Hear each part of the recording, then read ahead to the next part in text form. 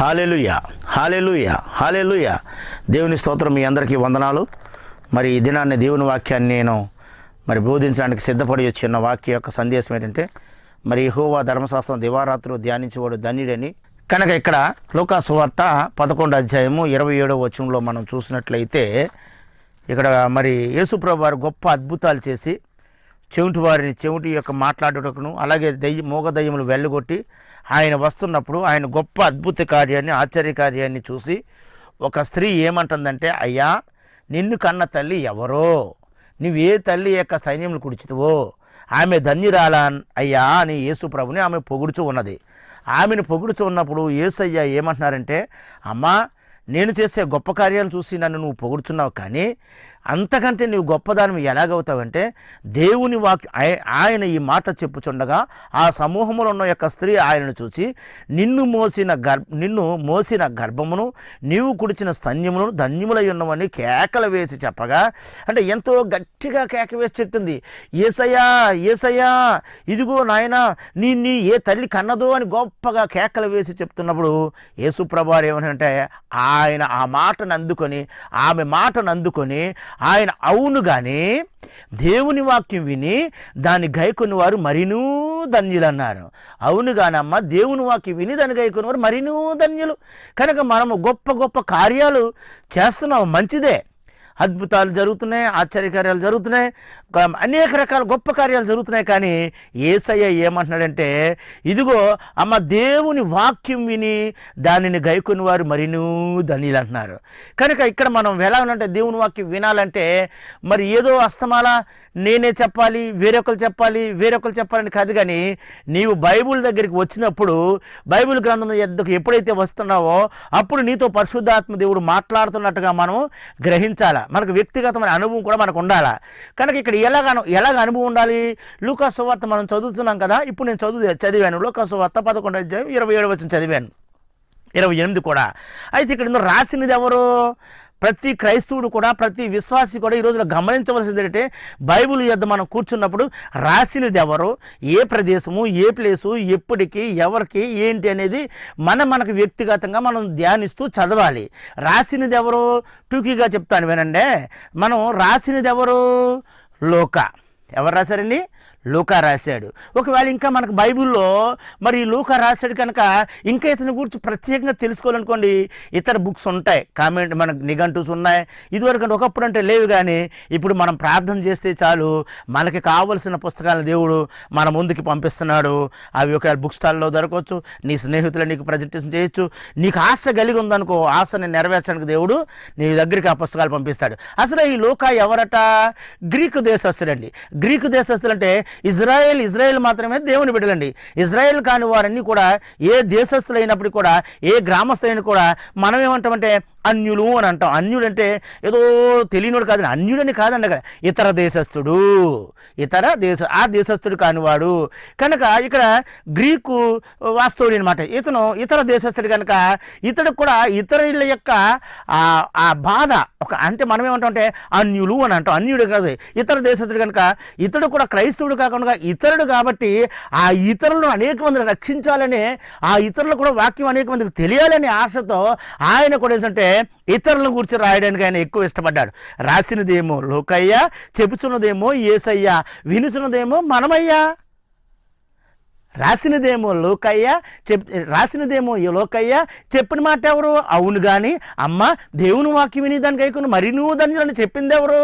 యేసయ్య. వినిచినది ఎవరు? మనము. ఎలా వింటున్నావు? నీకు నువ్వు ధ్యానించినప్పుడు అప్పుడు నువ్వు వింటున్నట్టు అవుతుంది తప్ప అస్తమాల ఎవరో ఒకరు నీకు చెప్పాలంటే అది కుదరని పని. కుదురుతుంది 10 నిమిషాలు, 5 నిమిషాలు, ఒక అరగంట వింటావు. నీ ఇంటిలోనే వ్యక్తిగతంగా నువ్వు దేవుని వాక్యాన్ని ధ్యానించినట్లయితే ఎప్పుడు కూడా ధ్యానించవచ్చు. అందుకే ఇటువంటి మాటలు తీసుకుని మరి దావీదు గారు ఏం చేశారంటే, ఆయన యెహోవా ధర్మశాస్త్రం దివారాత్రులు ధ్యానించేవాడు ధన్యుడు అన్నాడు. అవును, దివారాత్రులు ధ్యానించడానికి నీకు సమయం ఉంటుందా? ఉంటుంది. సూర్యోదయం మొదలుకు నీ సూర్యాస్తం వరకే మనం పనిచేయాలి. ఆ తర్వాత ఎంత సమయం ఉంటుంది మనకి?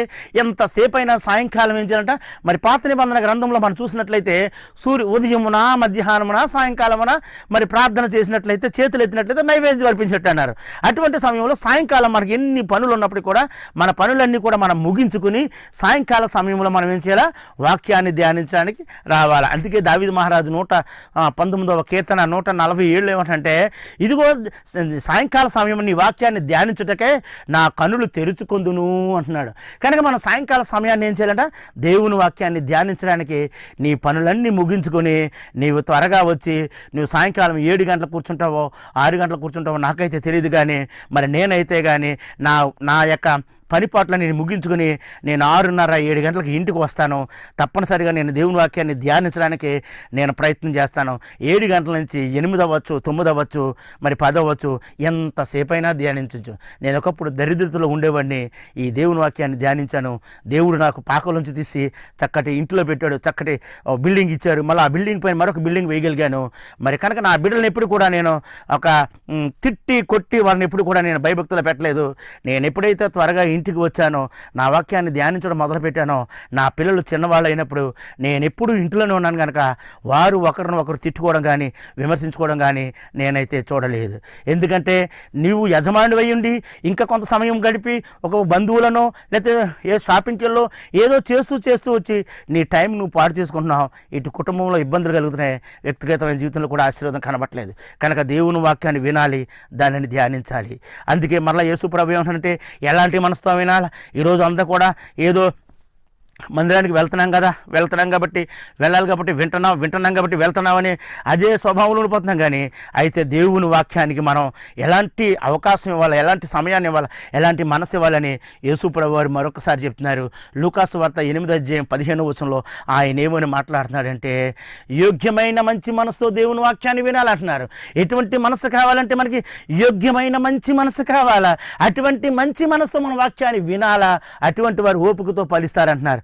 వినాలంటే ఏదో టీవీ ముందు కూర్చుని 2 నిమిషాలు కాదు, వేరే చోట కూర్చుని 2 నిమిషాలు కాదు, కానీ నీ టీవీ దగ్గర నువ్వు కూర్చున్నావు మంచిదే కాదనను, కానీ నీ వ్యక్తిగతంగా నువ్వెంతసేపు కూర్చుంటున్నావు, నీ వ్యక్తిగతంగా ఎంతసేపు దేవుని వాక్యాన్ని ధ్యానిస్తున్నావు, ప్రార్థన ఎంత శ్రమ వస్తే ఎంతసేపు అయినా చేయగలుగుతున్నావు, ఉపవాస ప్రార్థన చేయగలుగుతున్నావు, 3 దినాల ప్రార్థన చేయగలుగుతున్నావు, 3 గంటల ప్రార్థన చేయగలుగుతున్నావు, ఎంతసేపు అయినా ఉన్నా కానీ ఒక్కసారి పరీక్షించుకో విశ్వాసి, ఓ పరిశుద్ధుల, క్రీస్తు రక్తంలో కడగబడిన ఓ క్రైస్తవులారా, దేవుని బిడ్డలారా, మీరు పరిశుద్ధపరచబడ్డారు కనుక మీరు దేవుని వాక్యం వైపుకి రండి, దేవుని వాక్యాన్ని ధ్యానించండి. నీ వ్యక్తిగతంగా ధ్యానిస్తే ఇదిగో నా పని మీరు చేస్తే మీ పని నేను చేస్తా అంటున్నాడు. మనకి ఎన్నో ఉపమానాలు తెలుసు కదా, మరియ మాటల కొరకు తెలుసు కదా. మరియ యేసు పాదం లేదు కూర్చుంది, నువ్వేనాడైనా కూర్చున్నావా? నీ సమస్య నీ చేతిలోనే ఉంది. నీ వాక్యాన్ని నువ్వు ధ్యానించు, నీ పని ఆయన చేస్తాడు. వాక్యాన్ని ధ్యానించు, నీ పని ఆయన చేస్తాడు. వాక్యాన్ని ధ్యానించు, నీ పని ఆయన చేస్తాడు. అదేవిధంగా 13:19 ఆయన ఏమంటున్నారంటే, అయ్యా నీ తల్లియును నీ సహోదరులను వచ్చి నిలుచున్నారన్నారు. ఆ సమూహంలో రాలేక అయితే వచ్చన్నారు కదా. ఆయన ఏమంటున్నారంటే, ఎవరు నా తల్లి, ఎవరు నా సహోదరులు, ఇదిగో దేవుని వాక్యము ప్రకారంగా జరిగించు వీరే కదా. 20 చూడండి, అప్పుడు నీ తల్లియును నీ సహోదరులను నిన్ను చూడగోరి వెలపల నిలుచునియాలని ఎవరో ఆయనకి తెలియజేశారు. అందుకు ఆయన దేవుని వాక్యం విని దాని ప్రకారంగా జరిగించు వీరే కదా నా తల్లియు నా సహోదరులు అంటున్నారు.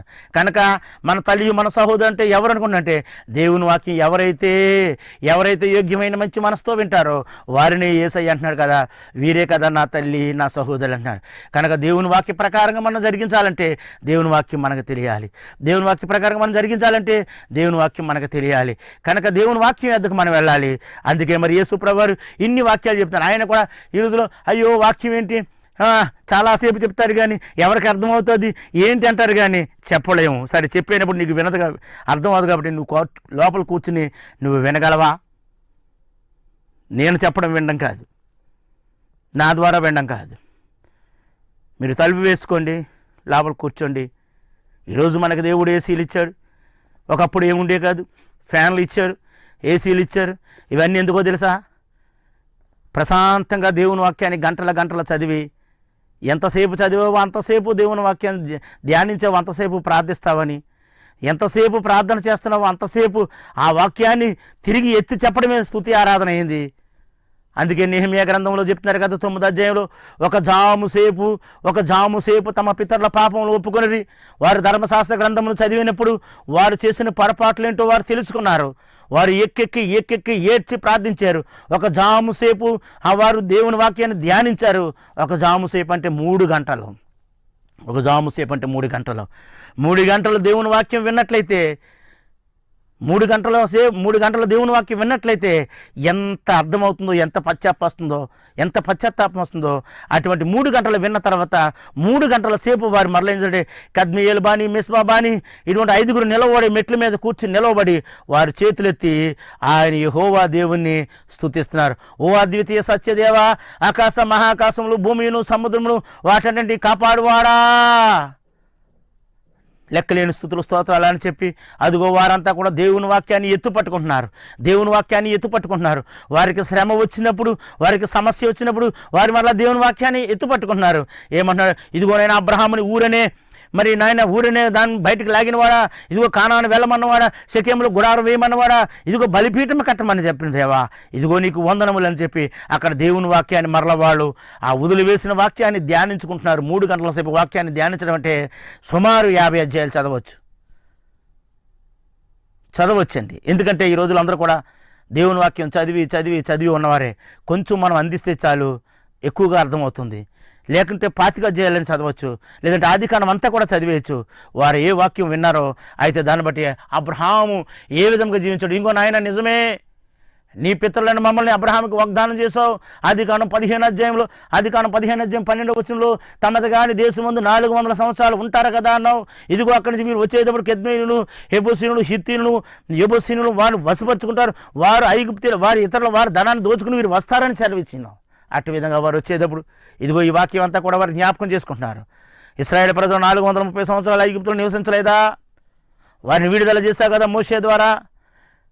ఎర్ర సముద్రం 2 పాయలు చేసిన దేవా, అగ్నిస్తంభం ఇచ్చిన దేవా, మేఘస్తంభం ఇచ్చిన దేవా, మన్నాను పెట్టినవాడా, బండలోంచి నీళ్లు ఇప్పించిన వాడా, ఎంత గొప్ప దేవుడు నాయనా అని 3 గంటల సేపు వాక్యాన్ని ధ్యానించారు. ఆ ధ్యానించిన వాక్యాన్ని వీరికి స్తుతిస్తున్నారు. నేను స్తుతించడం అంటే ఏమిటో తెలుసా? ఏదో కొంతసేపు అలసిపోయి నేను ఎవరిని విమర్శించాలని కాదు, కానీ నీ సమయం వృధా కాకుండా ఉండాలంటే ఏదో స్తోత్రం స్తుతి అనుకోవడం కాదు. ఇదిగో ఒకప్పుడైతే అలాగుండేది, ఇప్పుడు మారిపోయింది. పాటల ద్వారా చూస్తున్నాం కదా, పాటల రూపంలోది తగ్గింది. ఆరాధన అనే ఒకే పాట పాడేవారు. కొంతకాలం కేవలం ఒక స్తోత్రము స్తుతి మాత్రం. ఇప్పుడైతే ప్రతి చోట మారిపోయింది. దేవుని నామాన్ని ఏ విధంగా ఆరాధిస్తున్నారంటే కొందరు ప్రకటన ద్వారా, కొందరు పాటల ద్వారా, కొందరైతే ఆయన మాటల ద్వారా మహాగణుడ, మహోన్నతుడ, సర్వోన్నతుడ, సర్వాంతర్యామి, జీవగల దేవ, జీవించేవాడు, అనాథుల తండ్రి, ఆదరణకర్త, మా దిక్కెరిగిన దేవ, నా కోట, నా కొండ, నా ఆశ్రయమ, నా శైలమా అని అనేక రకాల మాటలతో కొంతమంది 1000 స్తుతుల పుస్తకాలు రాశారు, కొంతమంది 300 స్తుతుల పుస్తకాలు రాశారు, కొంతమంది అనేక వందనాలు. అయితే బైబిల్ అంతా కూడా దేవుని స్తుతించడమే. కనుక నీ వ్యక్తిగతమైన అలవాటు దేవుని వాక్యం ధ్యానించినట్లయితే సరైన ప్రార్థన చేయగలం. సరైన ప్రార్థన చేయగలిగినట్లయితే సరైన స్తుతి ఆరాధన చేయగలం. నువ్వు దేవుని వాక్యాన్ని ధ్యానించు, నీ దరిద్రాన్ని వదిలిపెట్టుకో. నువ్వు ప్రార్థించు, నీ పరిస్థితులు మారిస్తే, నువ్వు ఆరాధించు, నీవు ఆశీర్వదించబడతావు. నీకే సమస్య ఉండదు. కనుక మనం దేవుని వాక్యం విషయంలో మరెంతో జాగ్రత్త తీసుకోవాలా. అందుకే దావీదు మహారాజు కూడా అన్నాడు కదా, 150 కీర్తనలు రాశారు. 150 కీర్తనలు కూడా మరి ఏమన్నా మొట్టమొదటి పెట్టాడనమాట, యెహోవా ధర్మశాస్త్రము దివారాత్రులు ధ్యానించేవాడు ధన్యుడు. సరే అన్న, ఎందుకు ఇంత బాధ అంటామేమో. నిజం, ఈ రోజులు అనేక మంది, మనం ఎంతసేపు నేనైనంతే మరి ఎంత సమయాలను వృధాపరిచేవాడిని. ఎప్పుడైతే దేవుని వాక్యం దగ్గర కూర్చోవడం మొదలు పెట్టానో, దేవుడు క్రమక్రమంగా నాలో ఉన్న ప్రతి చెడు ఆయనకి ఇష్టం కానీ తొలగించి వాక్యం మనం సరిచేస్తుంది. కనుక వాక్యం ద్వారా సరిచేసి దేవుడు మరి అనేక విధాలుగా దేవుడు దీవించడం చేశాడు. అలాగే దావీదు మహారాజు ఎందుకైతే ఆ దివారాత్రులు ధ్యానించమని చెప్పారంటే అప్పటికే మరి యెహోషువకి దావీదుకి సుమారు 500 సంవత్సరాల తేడా ఉంది. అప్పటికి మోషే ద్వారా దేవుడు రాయించిన ఈ యొక్క ధర్మశాస్త్ర గ్రంథమును యెహోషువకి ఇచ్చాడు. యెహోషువ 1వ అధ్యాయంలో మనం చూసినట్లయితే, ఇదిగో ఈ యొక్క ధర్మశాస్త్ర గ్రంథమును మోషే ద్వారా నీకు ఇచ్చినాను కనుక నీవు దివారాత్రులు ధ్యానించక మానిపోకూడదని చెప్పినారు. అయితే మరి యెహోషువకు దేవుడిచ్చిన ఈ గ్రంథాన్ని మరి ఆ యొక్క ధర్మశాస్త్ర గ్రంథంలో ఏముందని అంటే, ముఖ్యంగా ధర్మశాస్త్రం ఉన్నారు. ఆ ధర్మశాస్త్ర గ్రంథంలో ఏముందో మనం కూడా తెలుసుకోవడానికి ప్రయత్నం చేద్దాం. ఇక్కడ మరి యెహోషువ 1వ అధ్యాయం కొంచెం చదివి ఆ తర్వాత మనం మిగతా లోపలికి మనం వెళ్దాం. మరి మోషే కాలం అయ్యింది, మరి అరణ్యంలో 40 సంవత్సరాలు నడిచారు. ఇక మరి 41వ సంవత్సరం వారు మరి యెహోవా దేవుడు మోషేతో మాట్లాడుతున్నాడు. 7వ వచనంలో, యెహోషువ 1వ అధ్యాయం 7వ వచనంలో, అయితే నీవు నిబ్బరమ కలిగి జాగ్రత్త పడి బహుధైర్యంగా ఉండు, నా సేవకుడైన మోషే నీకు ఆజ్ఞాపించిన ధర్మశాస్త్రం అంతటి చొప్పున చేయవలను. నీవు నడుచు ప్రతి మార్గమును చక్కగా ప్రవర్తించినట్లు నీవు దాని నుండి కుడికి కానీ ఎడమకు కానీ తొలగకూడదు. కుడికి కానీ ఎడమకు కానీ తొలగకూడదు. ఈ ధర్మశాస్త్రము నీవు బోధింపగా తప్పిపోకూడదు. దానిలో వ్రాయబడి ఉన్న వాటన్నిటి ప్రకారము చేయుటకు నీవు జాగ్రత్త పడినట్లు దివారాత్రులు దానిని ధ్యానించుము. నీ మార్గమును వర్ధిల్ల చేసుకుని చక్కగా ప్రవర్తించదు. ఎందుకంటే దేవుని వాక్యాన్ని ధ్యానిస్తే ఇక్కడ ఒక మాట చెప్తున్నాడు చూడండి. ఏమంటున్నాడంటే ఇక్కడ, ఇదిగో మరి ఈ ధర్మశాస్త్ర గ్రంథం నీవు బోధింపగా తప్పిపోకూడదు. ఏమంటున్నారండి? ఈ ధర్మశాస్త్ర గ్రంథాన్ని నీవు బోధింపగా తప్పిపోకూడదు. సరే, ఒక మాట, నేను ధ్యానించాను. ఈ ధర్మశాస్త్ర గ్రంథం నువ్వు ధ్యానించమన్నాడు. ధ్యానించిన వాడు ఏం చేయాలా? బోధించాలా. మరి నేను ధ్యానించాను, చాలా కాలం ధ్యానించాను 20 సంవత్సరాలు దాక్కున్నాను లోపల. మరి బోధించానా? తక్కువ అన్నమాట. కనుక ఏం చేస్తున్నాం? ధ్యానించేవాడేమో బోధించట్లేదు, బోధించేవాడు ఏం చేస్తున్నాడు? ధ్యానించట్లేదు. నేను ఎవరిని విమర్శించాలని కాదండి. మనం గంటల తరబడి దేవుని వాక్యాన్ని ధ్యానిస్తే దానిలో ఉన్న శక్తి మనలోంచి బయటకు వస్తుంది. ఏదో వర్తమానానికే సిద్ధపడి ఒక మాట 2 మాట దేవుడు కార్యం చేస్తాడు. ఎందుకు చేయడు? ఆనాడు మోషే కూడా ఓహి ద్రోహిలారన్న బండలోంచి నీళ్ళు ఇచ్చాడు. ఎందుకంటే అక్కడ యెహోవా నామమును ఉపయోగించారు కనుక ఆ బండలోంచి నీళ్లు రావడం జరిగింది. కానీ కానాను వెళ్ళలేకపోయాడు మోషే. మనం కూడా ఇతరులకు ప్రార్థన చేస్తాం, కానీ మనకు సమస్యలు వస్తాయి. ఎందుకంటే మనము మరి ఆ వాక్య ప్రకారంగా మనం ఏం చేయట్లేదంటే ధ్యానించట్లేదు. మనం ఏం చేస్తలేదండి? మరి ఎందుకు సమస్యలు ఉండాలా? ధ్యానిస్తే సమస్యలు ఉండవే, ధ్యానిస్తే సమస్యలు కొదువవుతాయి.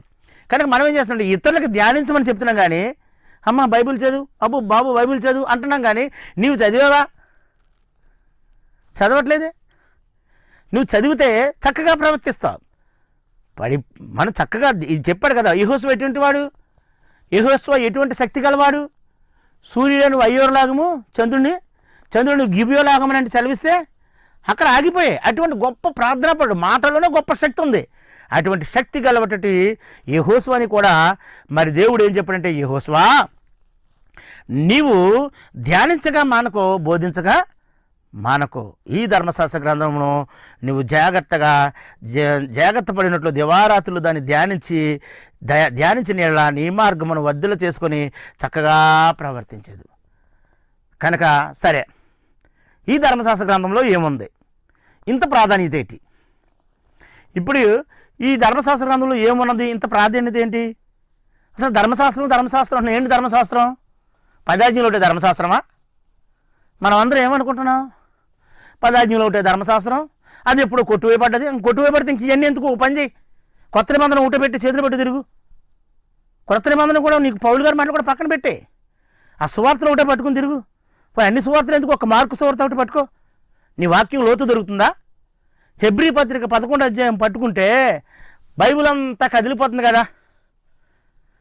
అపోస్తలుల కార్యం 7వ అధ్యాయం పట్టుకుంటే స్తెఫను ద్వారా బైబిల్ అంతా కదిలిపోతుంది కదా. కనుక మరి ఏంటి? కనుక ఈ ధర్మశాస్త్ర గ్రంథంలో ఏమున్నదంటే, అప్పటికి ఈ ధర్మశాస్త్ర గ్రంథం మనకి మోషే చేతికి యెహోవా దేవుడు ఇచ్చినప్పటికీ క్రీస్తుపూర్వం 1400 సంవత్సరంలో 1400 సంవత్సరాల మధ్యకాలం 1400 సంవత్సరాలలో ఆయన క్రీస్తుపూర్వం 1400 సంవత్సరాలు సుమారు, ఖచ్చితం కాదు కదా, నేను అంత కరెక్ట్ కాదు, నేను ఎక్కడో విన్నదే చదివిందే, నన్ను నిలదీసి అడిగితే నేనేం చెప్పలేను ఏ తారీఖు ఎన్ని గంటలంటే. కనుక ఇక్కడ ఏంటంటే క్రీస్తుపూర్వం 1400 సంవత్సరాల కిందట సుమారు. అప్పుడు ఏం జరిగిందంటే అప్పటికి 2600 సంవత్సరాల చరిత్ర ఈ యొక్క దాని వెనక ఏం జరిగిందో మరి మోషేకు తెలీదు.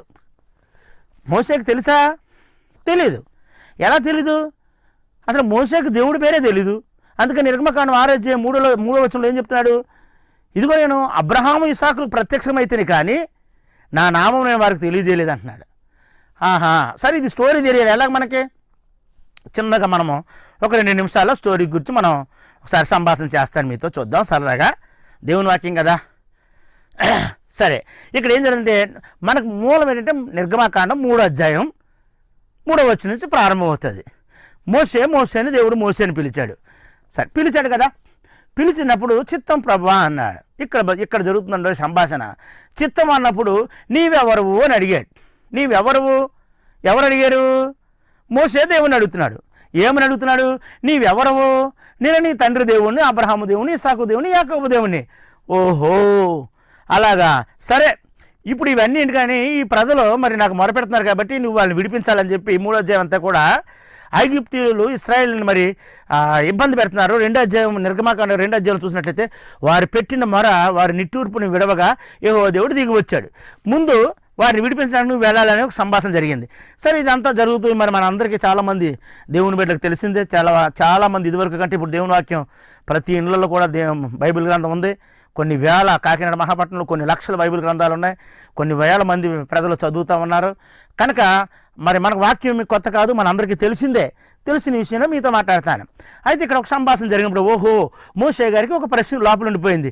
నా తండ్రి దేవుడు అంటున్నాడా? సరే, నా తల్లిదండ్రులు అమ్రాము యెకోబేదులు. సరే, అమ్రాము యెకోబేదులు అయితే ఒక చిన్న సంభాషణ మాట్లాడతాను చూడండి, చిన్న స్కిట్లాడు చేస్తాను. ఇక్కడేమన్నారు? నీవెవరవు? నీ తండ్రి దేవుని. ఆయన మోషే నీవెవరు అంటే నాయన నీవు లేవీయుడువు చెప్తున్నాడు అనమాట. ఇదంతా ఎప్పుడు జరుగుతుంది? నిర్గమాకాండం 24వ అధ్యాయం 17వ వచనంలో యెహోవా దేవుడు మోషే 6వ దినంలో మేఘం మీద ఉన్నప్పుడు 7వ దినం ఆయన కమ్మగా 40 రోజులలో ఈ 10 ఆజ్ఞల పలకలో రాయాలంటే ఒక 2 నిమిషాలు సరిపోతుంది ఆయనకి, లేదా ఒక అరగంట సరిపోతుంది. ఈ 40 రోజుల్లో ఆయనకి టీచింగ్ చేస్తున్నాడు అన్నమాట, చరిత్ర అంతా కూడా. ఈ 40 రోజుల్లో ఆయనకి ఏం చేస్తున్నాడు తెలియజేస్తున్నాడు. ఇక్కడ సమయం దొరికింది కనుక ఇప్పుడు చెప్తున్నాడు అనమాట. ఓ నాయన మోషే నీవెవరు అంటే నీ తల్లి అమరాము, నీ తండ్రి యెకోబోదు. నీవెవరుంటే లేవీయుడువు. నీవు మరి 400 సంవత్సరాల కిందట, 430 సంవత్సరాల కిందట మీ తండ్రి నీవు యాకోబు, ఇశ్రాయేలుగా మీరు ఐగుప్తు దేశం వచ్చారు అంటే మళ్ళీ ఈ చరిత్ర అంతా కూడా యోసేపు ఎవరో అబ్రహాం ఎవరో వీరు ఎవరికి తెలియదు. తెలియనప్పుడు ఈయన చెప్తున్నాడు అనమాట. మళ్ళా 400 సంవత్సరాల కింద వచ్చారు బాబు ఇక్కడికి మీరు. అయితే మీ తండ్రి పేరు లేవీయుడు, మీ తండ్రి ఇశ్రాయేలు. ఆ ఇశ్రాయేలుకి 12 మంది కొడుకులు. 12 మంది కొడుకుల్లో మొదటివాడు రూబేను, రెండోవాడు సిమియోను, మూడోవాడు లేవి, నాలుగోవాడు యోదా, ఇసాగారు, గాదు, నఫ్తాలి, ఇలా మొత్తం బెన్యమీను, ఇలా మొత్తం అందరూ కలిపితే మరి యోసేపు వీళ్ళందరూ 11 మంది. ఈ 11 మంది 12 మందిగా యోసేపుతో సహా మరి ఎఫ్రాయిము, మరి అలాగే మనష్షే, ఈ 12 మంది నాయన. ఈ 12 మంది కూడా 400 సంవత్సరాల కింద ఈ దేశం వచ్చారు. ఇక్కడ వచ్చిన తర్వాత వారు అంతకుముందు ఎంతో భక్తిగా ఉండేవారు. ఇక్కడికి వచ్చిన తర్వాత నన్ను బొత్తుగా విడిచిపెట్టారు. వారి మెడ మీదకి కత్తి వచ్చాక నేను గుర్తుకొచ్చాను, వారు మరపెట్టారు, వారు విడుదల చేస్తున్నాను. ఈ రోజులో మనం కూడా కరువులో వచ్చారు, దేవుడు కాపాడాడు. కరువులో వచ్చిన వారు దేవుడు కాపాడితే కృతజ్ఞతకి మానేసి ఆ రాజులకే బానిసత్వం చేసి పని పని పని పని దేవుడిగా ఉండి చివరికి వారి మెడ మీదకి కత్తి వచ్చిన తర్వాత అయ్యో అని మొరపెట్టినప్పుడు నేను విడిపించాను రా నాయన. ఇదిగో మరి ఆ యొక్క యాకోబు ఇశ్రాయేలు, మీరు ఇశ్రాయేలుగా పిలబడ్డారు. ఆ ఇశ్రాయేలు యాకోబు యొక్క పిల్లలు. యాకోబు ఎవరంటే నాయన యాకోబు కుమారుడేమో. యాకోబు తండ్రి ఇసాకు, ఇసాకు తండ్రి అబ్రహాము, అబ్రహాం తండ్రి తెరాహు, తెరాహు తండ్రి నాహోరు, నాహోరు తండ్రి సేగూరు, సేగూరు తండ్రి హేబేరు, హేబేరు తండ్రి హేబేరు తండ్రి నోవాహు, నోవా తండ్రి మెతుసెల, మెతుసెల తండ్రి ఎనోసు, ఎనోసు తండ్రి సేతు, హానోకు, హానోకు తండ్రి సేతు, సేతు కొడుకు ఆదాము, ఆదాము నా కొడుకు. రాసుకో చరిత్ర 2660 సంవత్సరాల చరిత్ర. మోషేకు తెలియని చరిత్రను యెహోవా దేవుడు మోషేకు తెలియజేశాడు. అది ఒక మెట్టు. ఈ మెట్టులోంచి మరలా ఆదికాండం మొదటి నుంచి కూడా వీరందరికీ ఇలా వెనక్కి వెళ్ళాం కదా. ఇప్పుడు ఎదరి నుంచి మనం చూసినట్లయితే అదొక పెద్ద చరిత్ర, అదొక పెద్ద సృష్టి. పతనమైన సృష్టిలోంచి మళ్ళా శూన్యంలోంచి మళ్ళా సృష్టిని దేవుడు కలుగజేసి ఆది యందు దేవుడు భూమి ఆకాశం సృజించను. ఒక్క వచనం యొక్క విలువ కోట్ల సంవత్సరాలు ఉంటుంది. ఒక్క పై వచ్చిన మాటే కోట్ల సంవత్సరాలు విలువ కడతారని మరి సైంటిస్టులే కానీ లేదా అనేక మంది పుస్తకాల ద్వారా మహానుభావులు రాసి దాన్ని బయటికి మరి అది మర్మంగానే ఉంచారు. దాన్ని పరిశీలించడం ఇప్పుడు మన విషయం కాదు. కానీ అయితే మరి ఆదికాండం 2వ పాయింట్లో మనం చూసినట్లయితే దేవుని యొక్క ఆత్మ జలములపై అలాడుచూ ఉన్నది అన్నాడు. మరలా అక్కడి నుంచి చెప్తున్నాడు, మళ్ళీ మొదటి నుంచి రాస్తున్నాడు అనమాట. రాసింది ఎవరు ఇప్పుడు చెప్పండి? ఆదికాండం రాసింది ఎవరు? ఆది కాండము, నిర్గమకాండము, లేవ్యకాండము, సంఖ్యాకాండము, ద్వితీయోపదేశకాండము మోషే ద్వారా దేవుడు రాయించాడు. రాయించి ఏం చేయండి, అందుకనే చాలా మరి జ్ఞానవంతుడు దేవుడు, చాలా తెలివైన వాడే. మోషే కూడా చాలా జ్ఞాని. అదే మనమైతే దేవుడు చెప్తే నేను రాశానని మాట్లాడతాం. కానీ అక్కడ ఏమన్నా ఆది కాండం 1వ అధ్యాయం 2వ వచనం 1వ వచనంలో కూడా ఆది యందు దేవుడు భూమి ఆకాశం సృజించాను, దేవుని యొక్క ఆత్మ జలములపై అలాడుచుండని చెప్పి మరలా అక్కడి నుంచి దేవుడు ఏం చేస్తానంటే, ఇదిగో మొదటి దినమున చీకటిను వెలుగును వేరుపరిచెను. ప్రారంభమైందండి. మనకు తెలియడం కొరకు గ్రంథం వర్షన రాయిస్తున్నాడండి. అందుకే దేవుడు 2వ దినమున జలముల విశాలాన్ని ఏర్పాటు చేసిన, 3వ దినమున తమ జలముల ప్రకారం తాములు ఫలమిచ్చు ప్రతి చెట్టుగాక మొలువుగాక అని దేవుడు సెలవిచ్చును. 4వ దినమున పగటి నేరుటకు సూర్యుడును, రాత్రి నేరుటకు చంద్రుడిని కలుగజేసాను. 5వ దినమున సముద్రంలో చేపలను, ఆకాశమందు పక్షులను కలుగజేసాను. ఇదిగో 6వ దినమున అడవులు మరి ఆ జంతువులను కలగజేసి ఆ తదనంతరం మానవుని మన పోలికను చేయదు అని చెప్పి నరునిగా చేసి నరునికి జీవాత్మ ఉదగా నరుడు జీవాత్మ అయ్యను, మీరు ఫలించి అభివృద్ధి పొందుడని అక్కడ సెలవించాడు. అందుకే 1వ అధ్యాయం చూసినట్లయితే దేవుడు దేవుడు దేవుడు ఇది మంచిదని దేవుడు దేవుడని 31 పర్యాయం ఉంది. 2వ అధ్యాయం చూసినట్లయితే దేవుడైన యెహోవా అని 18 పర్యాయంలో రాయబడి ఉంది. ఇక 3వ అధ్యాయం నుంచి మలాకి వరకు మనం చూసినట్లయితే సుమారు 8,000 పర్యాయములు యెహోవా యెహోవా యెహోవా అని రాయబడి ఉంది. కనుక ఈ ధర్మశాస్త్రం ఇదంతా కూడా అందులో ఉంది. కనుక మరలా పాయింట్ వైజ్గా మనం చూసినట్లయితే చాలా గొప్పదండి బైబిల్ అంటే. అది ఎంత మనకి సమస్తాన్ని తెలియజేస్తుంది. మన బైబిల్ చాలా జాగ్రత్తగా ధ్యానించినట్లయితే మనకి ప్రశ్నలు అంటూ రావండి. రాదు. ఎందుకంటే మనం ధ్యానించినట్లయితే నిజమే మరలా ఆ దేవుడు మరి ఆ తినొద్దనే ఫలాన్ని మరి తిన్న తర్వాత అక్కడి నుంచి మళ్ళీ ఒక సెక్షన్ విడిపోతుందండి. ఆది కాండం 3వ అధ్యాయం నుంచే ప్రారంభమైపోతుంది. ఆశీర్వాదం ఉంది, ఆ తర్వాత పతనం కూడా కనబడుతుంది. నిశ్చయముగా నువ్వు ఈ పండు తిని దినమున చచ్చిదవు అన్నప్పుడు ఆజ్ఞ అతిక్రమయ్యే పాపము. కనుక ఆజ్ఞ అతిక్రమించినప్పుడు వారు మరలా మహిమ శరీరాన్ని కోల్పోయారు.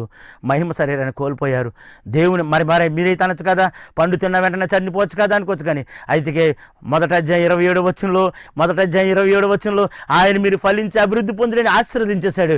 ఆశీర్వదించిన వాడిని చంపలేడు కదా. నేనే సరే నా కొడుకున్నాడు, నా మాట అన్నం చెప్పు, నా ఆస్తిపాస్తుల మీద హక్కు ఉంటుంది. నా మాట వినకపోతే నాయన నువ్వు పక్కకి వెళ్ళి ఉండంటాం. కానీ కన్న కొడుకుని చంపలేం కదా. అలాగే మనం కూడా మన పరమ తండ్రి కూడా ఆయన మనల్ని సృజించాడు కనుక ఒక వాగ్దానం చేసి ఇచ్చాడు, నోటు రాసి ఇచ్చేసాడు, ఫలించి అభివృద్ధి పొందండి, భూమిని నింపిడి అన్నాడు. ఆ మహిమను తీసుకున్నాడు. కానీ మనం కూడా మన పిల్లలు మనకు నచ్చిన పని చేయకపోతే, ఒరే నీ చేతికి నీకు ఇచ్చి నాకు ఇచ్చే అంటాం కదా. ఈ లోక సంబంధం మనమే చిన్న వాటి విషయంలోనే మనం ఇచ్చేయమంటాం కదా. మరి పరలోక తండ్రి ఆయన మహిమను ఇచ్చాడు కదా. ఆ మహిమను మనకు కాపాడుకోకపోతే ఆయన ఆ మహిమను తొలగించాడు. మరలా తన కుమారుడైన యేసుక్రీస్తు ద్వారా ఆ మహిమను మనకి ఇవ్వడానికి ఆయన ఈ లోకానికి పంపించాడు. అక్కడ కోల్పోయిన మహిమను మరలా తిరిగి సంపాదించుకోండి. దినము నిశ్చయముగా చచ్చుదు అన్నారు. ఒక దినం అంటే ఆయన దృష్టిలో ఒక దినం అంటే 1000 సంవత్సరాలు ఎక్కడనే. అందుకనే ఆదాము 930 సంవత్సరాలు బ్రతికాడు. అంటే ఒక దినం కూడా పూర్తిగా లేడు. ఒకవేళ ఆయన అతిక్రమించకపోతే అప్పటి నుంచి మనకు నిత్యజీవం ఉండును. ఇక ఎప్పటికీ మరణం ఉండకపోను, మనం ఎప్పటికీ చనిపోకపోదాం, నిత్యరాజ్యం భూమి మీదే ఉన్నాం. ఎప్పుడైతే ఆయన దినం మన నిత్యముగా చచ్చుదు అన్నారో ఆయన ఆజ్ఞ అతిక్రమించారు. ఆజ్ఞ అతిక్రమయ్యే పాపం. సరే, ఆజ్ఞ అతిక్రమం పాపం అయితే అయింది. అక్కడ ఒక బలి పశువుని ఒక దేవుడు వధించాడు. ఆ చర్మపు చొక్కాయల్ని వారికి కప్పాడు. సిగ్గు తొడిగిన వారికి కప్పడం జరిగింది. ఈరోజు యేసయ్య ఆయన శరీరాన్ని, ఆయన రక్తాన్ని మనకిచ్చారు. ఆయన శరీరం మనకి జీవాహారంగా, ఆయన రక్తం మన పాపక్షమాపణకి. ఆయన శరీరం ఆ యొక్క జగత్ పునాది వేయబడకముందే వధింపబడి అన్నాడు. ఆ యొక్క ఆదికాండం 3వ అధ్యాయంలో మనం చూసినట్లయితే ఆ బలి పశువుని వధించి ఆ పొడవైన శరీరాన్ని అవ్వాదాములకి అది కప్పినప్పుడు అది సిగ్గు తొడిగి కప్పు కింద అది కవరేజ్ అనమాట. అది అతిక్రమణ కప్పే కప్పు. ఈరోజు కూడా మన అతిక్రమణ కప్పబడాలంటే యేసు రక్తం ఉంది మనం విశ్వసించాలి. కనుక నేను మరొకసారి మీకు చివరిగా చెప్పేది ఏంటంటే, దేవుని వాక్యానికి ప్రాధాన్యత ఇద్దాం. యెహోవా దేవుడు ప్రతి వారికి ప్రతి 400 సంవత్సరాలకి ఒక నాయకుడినో లేదా ఒక యాజకుడినో ఒక ప్రజలను ఏర్పాటు చేసుకుని వాక్యాన్ని మరలా బ్రతికిస్తున్నాడు. ద్వితీయోపదేశకాండం 17వ అధ్యాయం 20వ వచనం చూసినట్లయితే, ఎంతకాలం చదవాలన్నా బైబుల్? నువ్వు 20 సార్లు చదివాను, 30 సార్లు చదివాను అంటున్నావు, సంవత్సరానికి 3 సార్లు చదివాను అంటున్నావు. అసలు మేము ఎంతకాలం చదువుతుంది దీనికి అంటే, నేను కాదు చెప్పడం, వాక్యం అక్కడ చెప్తుంది. తాను తన కుమారులు బ్రతికినంతకాలము చదవాలంటున్నాడు. తాను తన కుమారులు బ్రతికినంతకాలం ఈ ధర్మశాస్త్రం చదవాలన్నాడు. ద్వితీయోపదేశకాండం 17 అధ్యాయం 20వ వచనం చివరి లైన్లో ఉంటుంది. సరే, ఎందుకు చదవాలని మీరు అడగొచ్చు. నీ ప్రాణానికి మూలమైనది అని అంటున్నారు. మనం ద్వితీయోపదేశకాండం 30 అధ్యాయం 20వ వచనం చదివి మనము ముగించుకోవడానికి మనము ప్రయత్నం చేద్దాం. మరొక ఎపిసోడ్లో దీని గురించి పూర్తి వివరణ నేను ఇవ్వడం జరుగుతుంది. ఒకవేళ మీరు ఏమైనా ప్రశ్నలు ఉన్నట్లయితే నేరుగా నాకే మీరు ఫోన్ చేయండి. నేను మీ దగ్గరికి వచ్చి, మీరు నా దగ్గర రావడం కాదు, మీరు ఒక్కరున్నా, ఇద్దరున్నా, ముగ్గురున్నా, నలుగురున్నా నేను మీ ఎద్దకు వస్తాను. మీ ప్రశ్నలకు మీతో పాటు నేను కూడా నేర్చుకోవడానికి ప్రయత్నం చేస్తాను. కనుక ఈ వాక్యం చదువుదాం. మనం ద్వితీయోపదేశకాండం 22లో మనం చదువుదాం. తన దేవుడైన యెహోవాకు భయపడి ఈ ధర్మశాస్త్ర వాక్యములన్నిటినీ కట్టడలను అనుసరించి నడవ నేర్చుకున్నటకు అతడు తాను బ్రతికిన దినములన్నిట ఆ గ్రంథమును చదువుతూ ఉండాలి. ఎంతకాలం చదవాలండి? బ్రతికినంతకాలమునండి. అందుకే అంటాడండి, నా ధర్మశాస్త్రం, యెహోవా ధర్మశాస్త్రము ధ్యానించుట నా కనులు తెరుచుకుందని. ప్రతిరోజు సాయంకాలం తను బ్రతికినంతకాలం కూడా దావీదు మహారాజు అదే పని చేశాడు. గొర్రెలు కాసుకున్నవాడండి, రాజు అయ్యాడు, రాజు నుంచి మహారాజు అయ్యాడండి. ఆ మహారాజు యొక్క గర్భములో నుంచే, యూదా గోత్రం నుంచి యేసయ్య వచ్చాడు ఈ దినమంటే. కనుక వాక్యాన్ని ధ్యానించాలి. ద్వితీయోపదేశకాండం 30 అధ్యాయం 20వ వచనం. నీ ప్రాణమునకు మూలమైన నీ దేవుడైన యెహోవాను ప్రేమించి ఆయన వాక్యమును విని ఆయనను హత్తుకున్నట్లు జీవమును కోరుకొనుడి. నీ ప్రాణముకు మూలమైన నీ దేవుడైన యెహోవాను ప్రేమించి ఆయన వాక్యమును. మా వాక్యం అంటే మన ప్రాణానికి మూలం. మన మూలాన్నే పక్కన పెట్టేస్తున్నామండి. నేను ఎవరిని విమర్శించాలని కాదు, దేవుని వాక్యానికి ప్రాధాన్యత ఇద్దాం. వాక్యం లేకపోతే ఏమీ లేదండి. వాక్యానుసారమైన ప్రార్థన చేయండి. సమస్యలు విడుదల అవ్వకపోతే అడగండి. వాక్యం చదువుతుంటే దేవునితో ముచ్చటించినట్లు లెక్క. కనుక ఈరోజు దేవుని వాక్యం దగ్గరికి మనం అంతా వద్దాం, దేవుని వాక్యాన్ని ధ్యానిద్దాం. అందుకే యేసుప్రభు అన్నాడు కదా, లూకాసు వార్త 11:27, అమ్మా దేవుని వాక్యం విని దీనిని గైకొని వారు మరి నువ్వు ధన్యులు అన్నాడు. ధన్యత నీ చేతిలో ఉంది. నా బోధ మాటలు కాదు, కానీ నీవు ఒక సమయాన్ని ఏర్పాటు చేసుకో. నీ సమయంలో నువ్వు దేవుని వాక్యాన్ని ఎంత ధ్యానిస్తావో ధ్యానించడానికి ప్రయత్నించి దేవుడు మనల్ని దీవించుగాక. ఆమేన్, ఆమేన్, ఆమేన్.